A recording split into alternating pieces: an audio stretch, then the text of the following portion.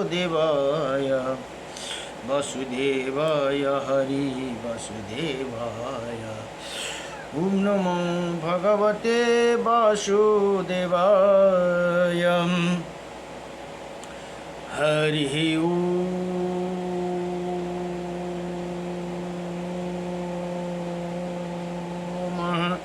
स्वस्ति श्री गणेशाय नमः। ओम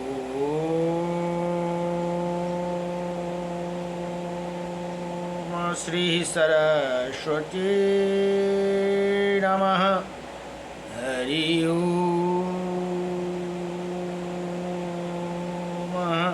श्री वेद पुरुषाय नमः। ओम श्री मातृपेतृचरणकमलेभ्यो नमः। ओम श्री गुरुचरणकमलेभ्यो नमः। हरि ओम। समस्त कुलदेवता चरणकमलेभ्यो नमः। ओम समस्त पितृदेवता चरणकमलेभ्यो नमः। कृष्णं नारायणं वन्दे कृष्णं वन्दे व्रजप्रियं कृष्णं द्वैपायनं वन्दे कृष्णं वन्दे पृथासुतं वासुदेवं सुता देवकं सचारुणमर्दनं देवकी परमानन्दं कृष्णं वन्दे जगद्गुरुं मुकुं करोति वाचालं पंगुं लंघयते गिरिं यत्कृपातमहं वन्दे परमानन्दमाधवं। कस्तूरितिलकं ललाटपटले दक्षौ स्तुलेकौस्तुभं नासाग्रवरमौक्तिकं करतले वेणुकरे कङ्कणं सर्वज्ञहरिचन्दनसुललितं कंठे च मुक्तं बले गोपस्त्रीपरिवेष्टितो विजयते गोपालचूडामणिः वंशी विभूषितकर्णं नवनीरदावात पीताम्बरदारुणाभिमा फलाधरुष्टः पूर्णेन्द्रसुन्दरमुखः अरविन्द्रनेत्रात् कृष्णात्परं किमपि ततो अहं न जानीहि। सच्चिदानन्दरूपायं विश्वोत्पत्यादिहेतवे त्रापत्रयो विनाशायं श्रीकृष्णाय वयं नमः। ॐ कृष्णाय वासुदेवाय हरये परमात्मने प्रणतक्लेशनाशाय गोविन्दाय नमो नमः। जय जय श्री राधे जय जय श्री राधे मेरी स्वामिनी। मैं राधे जो की दास जन्म जन्म दीजियो मोहे श्री चरण कुबास जन्म जन्म दीजियो मोहे श्री वृंदावन को वास। नारायणं नमस्कृत्यं नरं चैव नरोत्तमं देवीं सरस्वतीं व्यासं ततो जयमुदीरयति। हरि ओम श्री परमात्मने नमः। ओम गुरुर्ब्रह्मा गुरुर्विष्णुः गुरुदेव महेश्वरः गुरुर्साक्षात् परं ब्रह्म तस्मै श्री गुरवे नमः। अखंडमंडलकारकं व्याप्तायनं चराचरं तत्पदं दर्शितं मीडा तस्मै श्री गुरवे नमः। हरि ओम। नमो श्री गुरुदेव कृपानिधि स्वामी शरणगत छौ प्रभु कामी पायूं आश्रय चरण कमलमा मनयो न फसु भव दल दलमा हरजी सीतकु न दमन भावन रणमिता को अथ अति पावन दिनु भो गुरुले आज चिनाई कसरी तिरौला योरी नलाई श्री गुरुदेवा कृपा निधि स्वामी शरणगत छौं प्रभु कहामी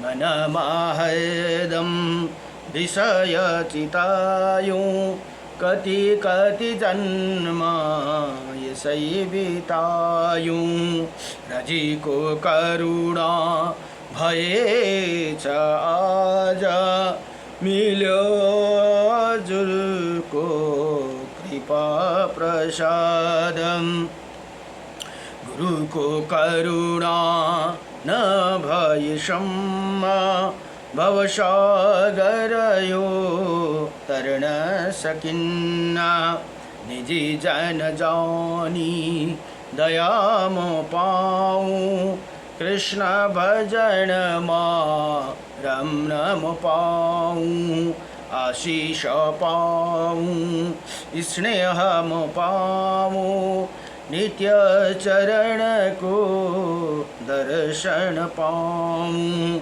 वचन अमृत त्यो सदा म पाऊँ जन्म जन्म को कृपा म पाऊँ श्री गुरुदेवा कृपा निधि स्वामी शरणगत छौं प्रभु कामी जय जय श्री सतगुरु भगवान को जय। र यो अहिले एउटा महत्त्वपूर्ण स्तोत्र छन् जो श्री विष्णु अष्टविंशति नामम स्तोत्रम भनेर यहाँ अर्जुनले भगवान कृष्णसँग प्रश्न गर्नुहुन्छ भने भगवानले उत्तर दिनुहुन्छ। श्री अर्जुन उवाच किं नो नामम शस्त्राणि जपते च पुनः पुनः यानि नामानि दिव्यानि तानि चक्षुष केशव। हे भगवान केशव मनुष्य बार बार 1000 नाम 1000 नाम जप क्यों करते उनका वर्णन करे जो दिव्य नाम है उनका वर्णन करे भनेर यहाँ जो दिव्य नाम छ तपाईको त्यो वर्णन गर्नुहोस् भनेर यहाँ भन्नुहुन्छ।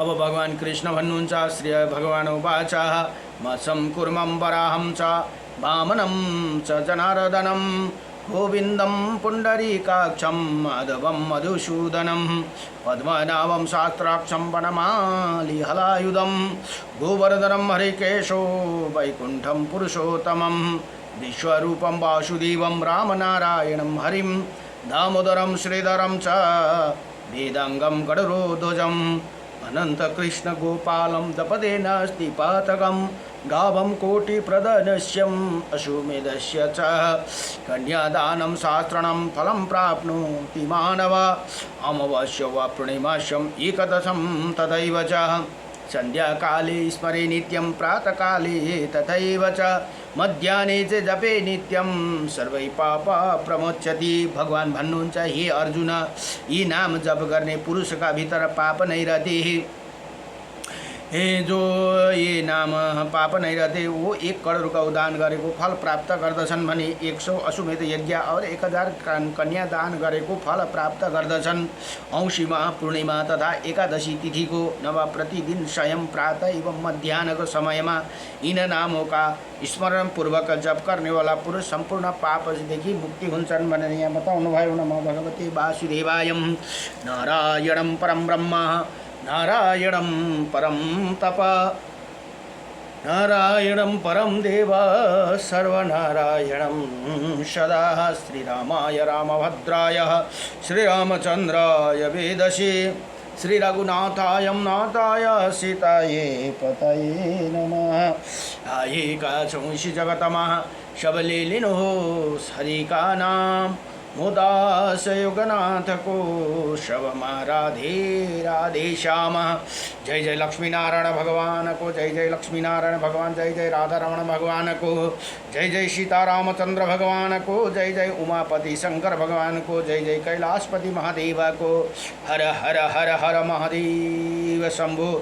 जय जय श्री राधे श्यामः हरि ओम। र अहिले श्री ब्रह्मा पुराण अध्ययन हुँदैछन्। ब्रह्मा पुराणमा आज पुराणको आज 84 अध्याय 84 अध्यायको प्रसङ्गमा अब दुविधका वध, यदुकुल का संहार, अर्जुन का पराभाव और पाण्डवों का महाप्रस्थान का वर्णन भनेर यहाँ बताउनुहुन्छ। अब यसमा व्यासजीले ऋषिमुनिहरूले प्रश्न गर्नुहुन्छ भने व्यासजी बताउनुहुन्छ। व्यासजी भन्नुहुन्छ, हे मुनि हो वैशाली, भगवान बलराम जी जो और पराक्रम किया था वो भी सुनो।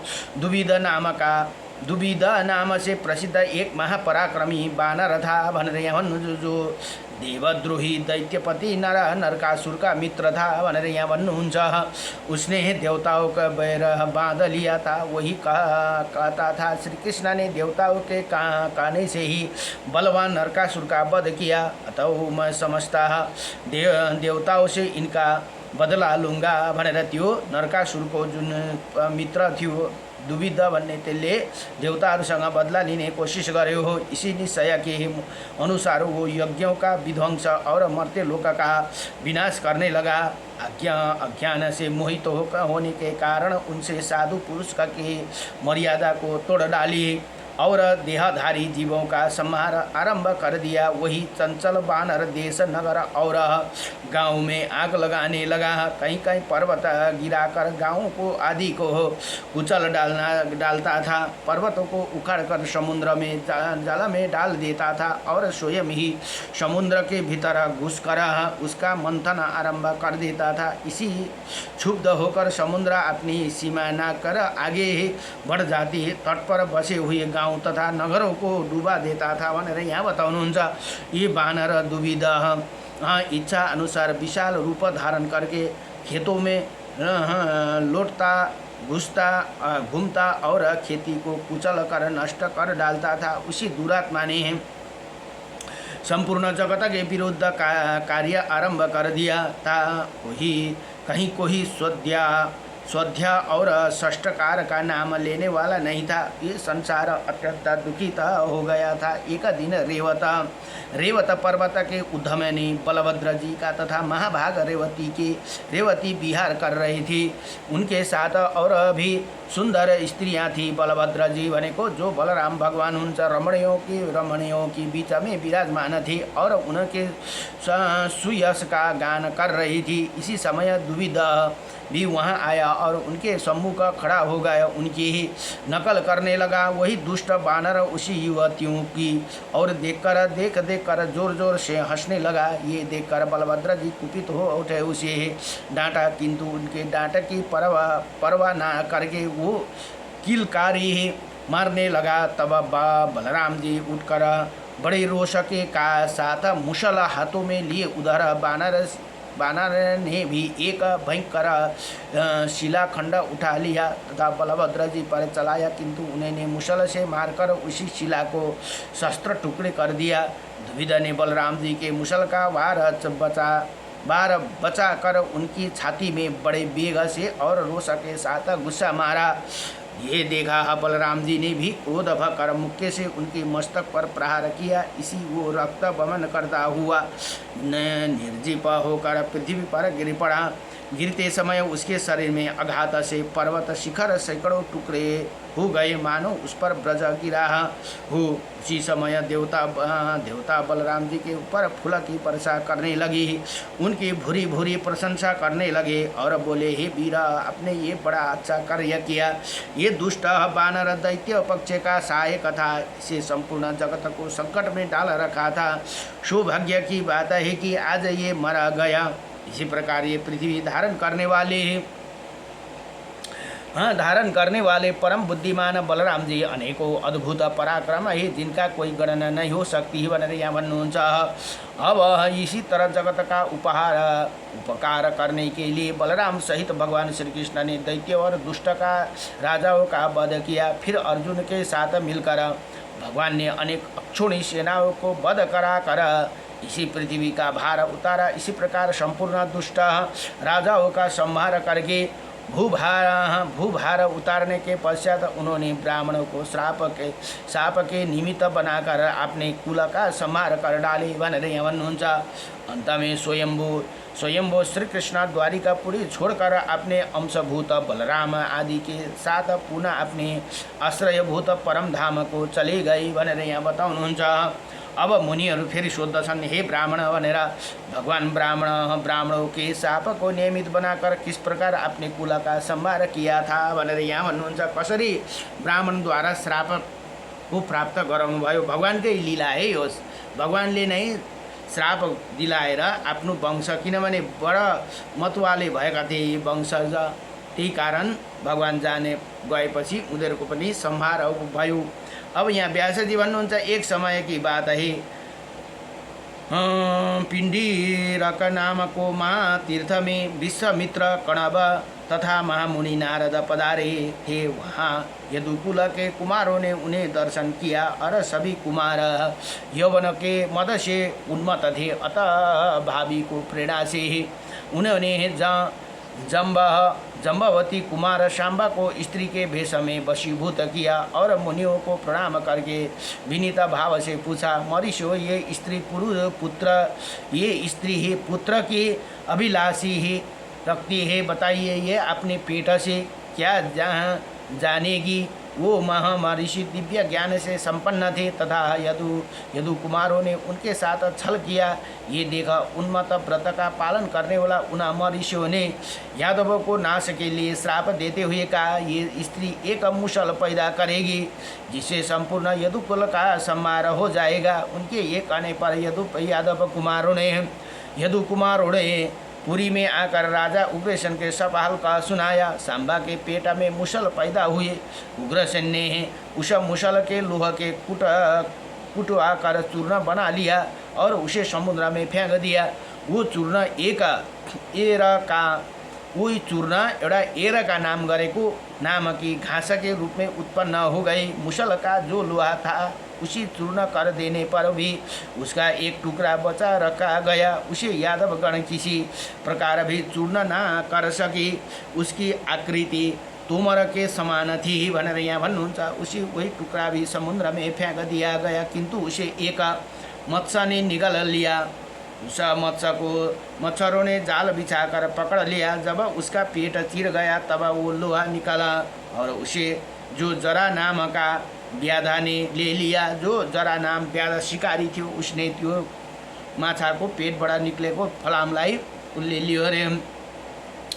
भगवान श्री कृष्ण इसी सभी बातों को अच्छी तरह जानते थे। अभी भी उन्होंने भी विधाता के भी विधान के बदला नहीं चाहा। इसी बीच में देवता भगवान श्री कृष्ण के पास आना अपना दूत भेजा। उसने एकांत में भगवान को प्रणाम करके भगवान वसु, अश्विनी कुमार, मरुद गण, आदित्य, रुद्र तथा साध्य आदि देवताओं के साथ इंद्र ने मुझे दूत बनाकर भेजा है। प्रभु, देवगण आपसे ही निवेदन करना चाहते हैं कि इसी प्रकार सुनिए। देवता प्रार्थना करने पर अपने जो इसी पृथ्वी का भार उतारने के लिए अवतार लिया था उसे आज 100 वर्ष अधिक हो गए। दुराचारी दैत्य मारे गए, पृथ्वी का भार उतर गया। अब देवता आपसे सनात होकर स्वर्ग में निवास कर रहे। हे जगन्नाथ आदि आपको स्वीकार हो तो आप अपने परम धाम को पधारे भनेर यहाँ देवताहरूले प्रार्थना गरेर दूतहरूलाई पठाउनु भयो। अब यहाँ भगवान श्री कृष्ण भन्नुहुन्छ, हे दूत हो, तुम जो कुछ कहते हो वो सब मैं जानता हूँ, इसीलिए मैं यादव को संहार कार्य आरंभ कर दिया है।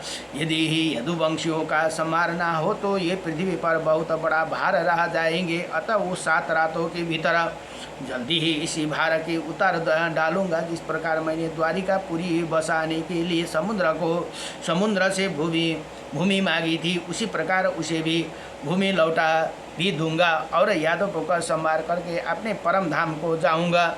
हे देवराज इंद्र तथा देवता का ये मानना चाहिए कि मैं बलराम जी के साथ अब अपने धाम को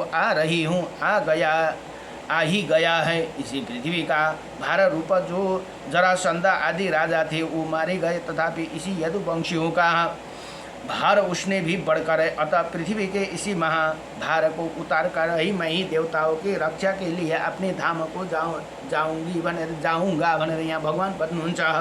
अब भगवान वासुदेव वासुदेव के ये कहने पर देवदूत उन्हें प्रणाम करके दिव्य गति से देवराज का समीप चला गया। इधर द्वारिकापुरी में दिन रात विनाश के सूचक दिव्य भूम एवं अंतरिक्ष संबंधी उत्पात होने लगे। उसे देखकर भगवान यादव उसे कहा, देखो ये अत्यंत भयंकर उत्पात हो रहे हैं, इनके शांति के लिए हम सब लोग शीघ्र ही प्रवास क्षेत्र में चले। उसी समय महान भागवत भक्त उद्धव जी ने श्रीहरि को प्रणाम करके कहा, हे भगवान, अब मुझे क्या करना चाहिए? इसके लिए आज्ञा दे। मैं समझता हूँ कि आप ही समस्त यदुकुल का संहार करना चाहते हैं, क्योंकि मुझे ऐसे नियमित दिखता है जो इसी कुल के विनाश की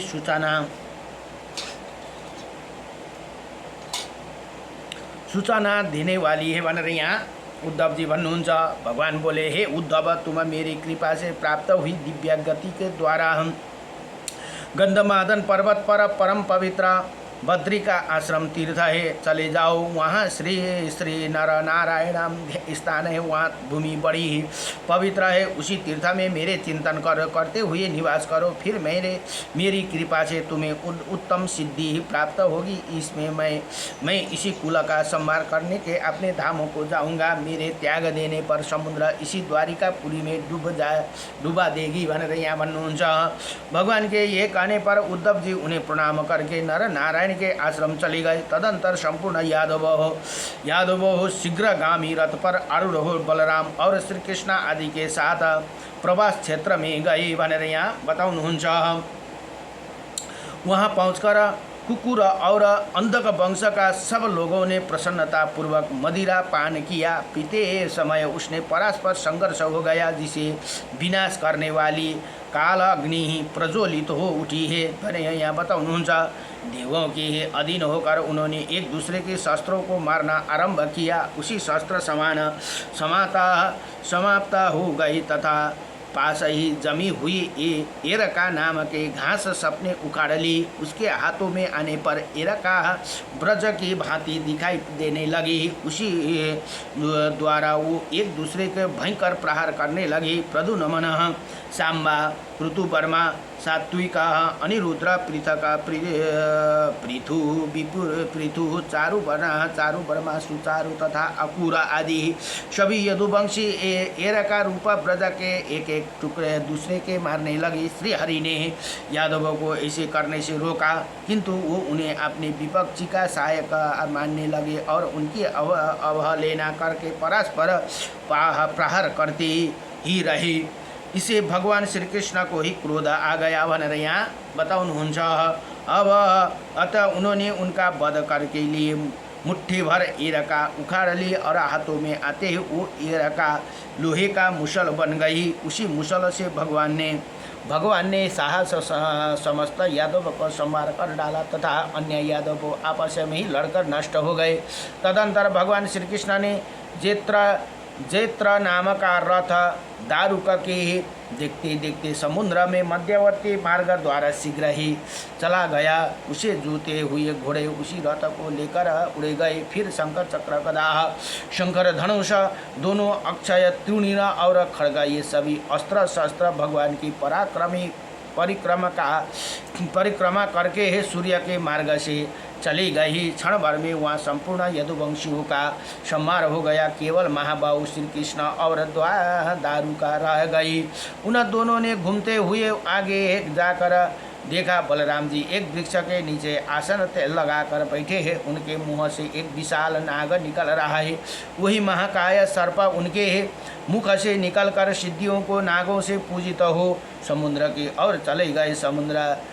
समुद्र ने सामने आकर उन्हें अर्घ्य दिया। तत्पश्चात वो श्रेष्ठ नागों से पूजित हो समुद्र में जल में प्रवेश कर गया भनेर यहाँ बताउनुहुन्छ। इसी प्रकार बलराम जी का प्राणाय देखकर श्री कृष्ण ने दारुका से कहा, तुम द्वारिका में जाकर ये सब वृत्तांत वासुदेव जी का राजा उग्रसेन से कहो। बलराम जी चले गए। यदुवंश का संहार हो गया और अभी युगस्थ होकर परम धाम को चला जाऊंगा। ये सब बातों बताकर द्वारिकावासी मनुष्य को उग्रसेन ये सब कहना कि अब इसी संपूर्ण द्वारिकापुरी समुद्र में डुबो देगा। अतः आप लोग यहाँ से जाने के लिए रथों का सुशोभित करके अर्जुन के आगमन की प्रतीक्षा करे। जब अर्जुन द्वारिका से निकले तब कोई भी यहाँ ना रहे, सब लोग अर्जुन के साथ ही चले जाए। दारुक तुम कुंती नंदन, अर्जुन से भी जाकर मेरी ये बात कहो, द्वारिका में जो मेरी स्त्रियाँ है उनकी वो यथाशक्ति रक्षा करे। ये कहकर अर्जुन को साथ तुम द्वारिका में आना और सबके बाहर निकाल ले जाना। ये अब यदुकुल को अनिरुद्ध कुमार ब्रजनाभ राजा होंगे भनेर यहाँ भगवानले यसरी बताइदिनु भयो। अब यह सुनकर दारुक ने भगवान श्री कृष्ण को बारंबार प्रणाम किया और अनेकों बार उनकी परिक्रमा करके उन्हें कथा अनुसार वहाँ से चले गए।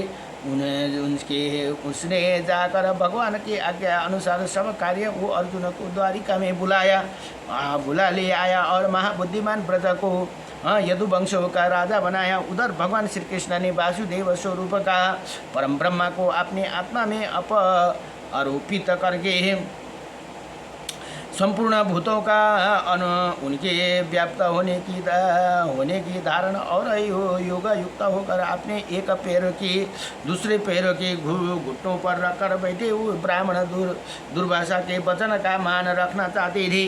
उसी समय जरा नाम का व्याधा उसे एक आ निकला। उसने मुसल के बीच हुए लोहा खंड का बाण बनाकर उसी धारण कर रखा था। मैंने यहाँ बताउनुहुन्छ अब रखा था। भगवान चरण उसे मृग के आकार का दिखाई दिया। उसे देखकर वो खड़ा हो गया और उसी तोमर से उसे भगवान के पैर की बाध डाली। जब वो उसके समीप गया तब चार भुजाधारी मनुष्य के रूप में दृष्टि गोचर हुई। भगवान ने देखते देखते उनके चरणों में पड़ गए और बारंबार कहने लगे, प्रभु प्रसन्न होइए, मैं अनजाना में हिरण के धोखे से ये अपराध किया, अतः क्षमा कीजिए भनेर त्यो जरा नामको व्याधाले बडो दिव्य सँगले प्रार्थना गर्दछ। तब भगवान उसे कहा, हे व्याध, तुझे तनिक भी भय नहीं है, तू मेरे प्रसाद से इंद्रलोक में चला जा। भगवान को इतना कहते ही कि वो विमान आ पहुंचा और वो व्याधा अपने उस पर बैठकर भगवान की कृपा से स्वर्गलोक में चला गए। उसके चले जाने पर भगवान श्री कृष्ण ने त्रिविध गति को पार करके अपने आत्मा को चिंतन अमल अजन्मा अजर अविनाशी प्रेममय अप्रेममय अखिलात्मा एवं ब्रह्माभूत अपने ही वासुदेव स्वरूप को लीन कर लिया। अब तत्पश्चात अर्जुन ने संपूर्ण यादव को विधि पूर्वक प्रेत कर्म अधोदेही का संस्कार किया। फिर ब्रज आदि सब लोग साथ लेकर वो द्वारिका से बाहर निकले। श्री कृष्ण ने हजारों पत्नियां भी साथ ही थी, उनकी सब रक्षा करते हुए कुंती नंदन अर्जुन धीरे धीरे चले। भगवान श्री कृष्ण मर्त्य लोक में जो सुधर्मा सभा मंगवाई थी वो और पारिजात वृक्ष दोनों ही उसे स्वर्ग में चले गए। श्रीहरि जिसका दिन इसी पृथ्वी को छोड़कर अपने धाम को पधारे थे, उसी दिन ये मलिन काया कलियुग भूतल पर प्रकट हुआ। समुद्र ने मनुष्य के सुनी द्वारिका को डुबो दिया। केवल भगवान श्री कृष्ण का मंदिर वहाँ अब भी नहीं डूबता है। वही भगवान श्री कृष्ण नित्य विराजमान रहते हैं। वही परम पवित्र भागवत धाम संपूर्ण पातकों को नाश करने वाला भगवान श्री कृष्ण की लीलाओं से युक्त उसी पवित्र स्थान का दर्शन करने से मनुष्य सब पापों से मुक्ति हो जाते भनेर यहाँ बताउनुहुन्छ। अर्जुन द्वारिका वासियों के साथ लिए प्रचुर धन धान्य से संपन्न पंचनाद पंजाब देश में आ पहुँचे। वहाँ उन्होंने सब लोगों के साथ स्थान पर पड़वा डाला। वहाँ बहुत से लुटेरे थे और उन्होंने देखा एकमात्र धनुधर अर्जुन ही बहुत सी अनाथ स्त्रियों के साथ लिए आता जाता है। तब उन्हें मन में लोभ उत्पन्न हुए। लोभ से उनकी भी विचार शक्ति नष्ट हो गई। अतः अत्यंत दुर्मद पापचारी ही अभारी एकत्रित होकर आपस में सलाह करने लगे, भाइयों अब ये अर्जुन अकेला हम लोगों को अवहेलना करके इन अनाथ स्त्रियों के लिए जाता है। इसी हाथों में केवल धनुष ही इसके बड़ा बल पर ये हमसे कुछ नहीं समझता। ये हमारे लिए धिक्कार की बात है। तुम सब लोग बल लगाओ। और ऐसे निश्चय करो कि लाठी और ढेले चलाने वाला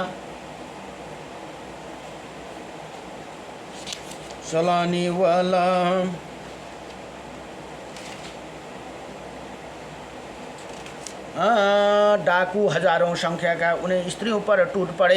ये देखकर कुंती नंदन अर्जुन उनका उपहास सा करते हुए कहा, अरे पापी हो, यदि तुम्हारी मन को इच्छा ना हो तो लौट जाओ। अभी अभी अभी रो पर उनकी धर्म की कुछ भी असर ना हुआ।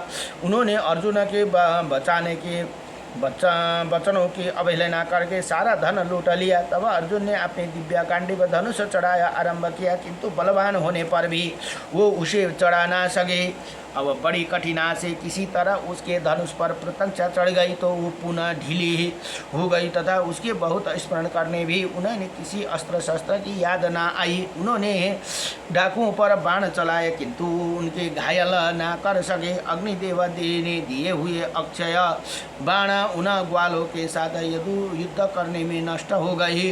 अर्जुन की शक्ति भी क्षीण हो गई। असा उसी समय अर्जुन के मन में ये निश्चय हुआ कि अपने बाण समूह के जो बड़े बड़े बलवान राजाओं के परास्त किया था वो श्री कृष्ण ही बल था। बाणों को नष्ट हो जाने पर अर्जुन ने धनुष की नोक से डाकुओं को मारना आरंभ किया। अब किंतु उनके इसी प्रहार की हंसी उड़ाने लगे वो मलेच्छ लुटेरा। अर्जुन के देखते देखते विष्णु और अंधक वंश की सुंदरी स्त्रियां लेकर चारों ओर चंपत हो गई। तब अर्जुन ने दुखी होकर कहा, हाय हाय, ये बड़े कष्ट की बात है। आओ, भगवान श्री कृष्ण ने मुझे अकेला छोड़ दिया। और कहकर फूट फूट कर रोने लगे और रोते रोते वो बोली, हाय हाय, ये धनुष ही, बाण ही, ये रथ और ये घोड़ा ही किंतु आज एक साथ ही नष्ट हो गए। अहो देव बड़ा प्रबल है। अब महात्मा श्री कृष्ण के बिना मुझे सामर्थ्य रहते हुए नीच पुरुष को अपमानित होना पड़ा। इसे ही मेरा भुजा वही मुष्टि और वही अर्जुन, किंतु उस पुण्य पुरुष श्री कृष्ण के बिना आज सब कुछ निराहार हो गया भनेर यहाँ भन्नुहुन्छ। जब अर्जुन को सबै त्यो पराक्रम थियो, त्यो भगवान कोही सबै कुरा बल थियो भनेर यहाँ बताउनुहुन्छ। मेरे अर्जुन तत्व हो और भीमसेन का भीष्म तत्व भगवान का ही कारण था, तो भी आज उनके ही रहने पर मुझे अभिभारों ने जीत लिया, अन्यथा ये कैसे संभव था। इसी प्रकार करते हुए अर्जुन के अपने श्रेष्ठ नगर इंद्रप्रस्थ में गए। वहाँ उनके यदु कुमार ब्रज को यदुवंश का राजा बनाया। तदंतर उन्हें वन में जा आकर मुझसे मिले और मुझे विनय पूर्वक प्रणाम किया। अर्जुन के अपने चरण की वंदना करते ही मैंने पूछा, हे पार्थ, तुम इसी प्रकार अत्यंत उदास क्यों रहे हो? तुम्हें किसी ब्राह्मण की हत्या तो नहीं की गई अथवा विजय की आशा भंग होने से तुम्हें दुखी हो रहा है। इसी समय तुम सर्वथा श्रीहीन हो गए हो। तुम किसी अगम्य स्त्री से रमण तो नहीं किया जिससे तुम्हारी कांति फीकी हो गई।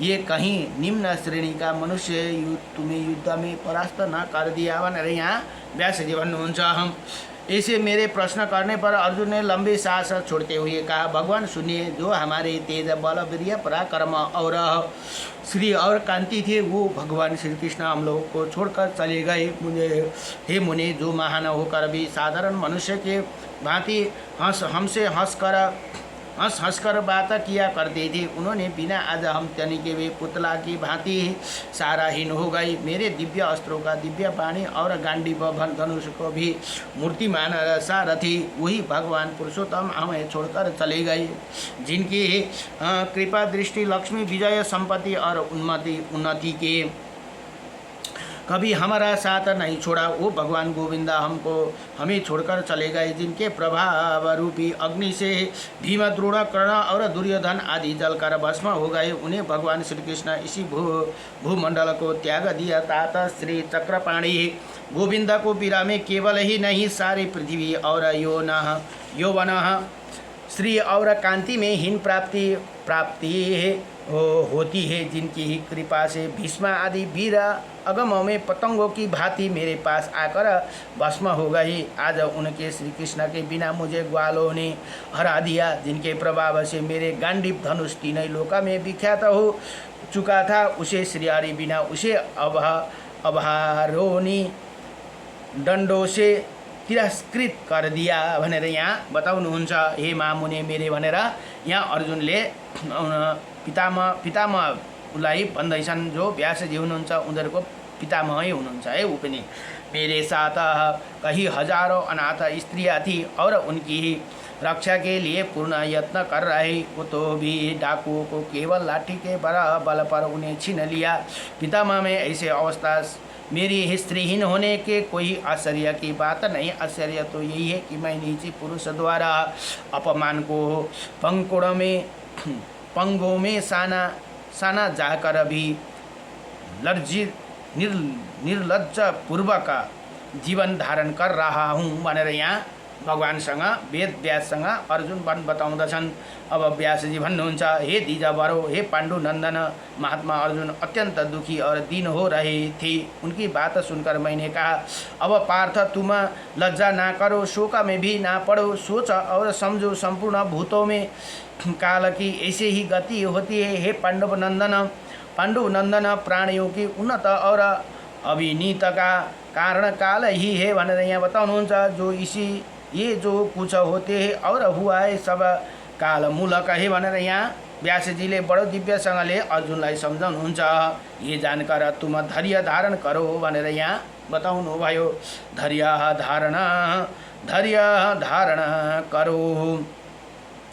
नदी, समुद्र, पर्वत, संपूर्ण पृथ्वी, देवता, मनुष्य, पशु, वृक्ष और सांप, बिच्छू आदि सब भूतों के काल ने ही उत्पन्न किया है और काल के द्वारा ही पुनः उनका संहार होगा भनेर यहाँ व्यासजीले बडो दिव्यसँगले सम्झाउनुहुन्छ।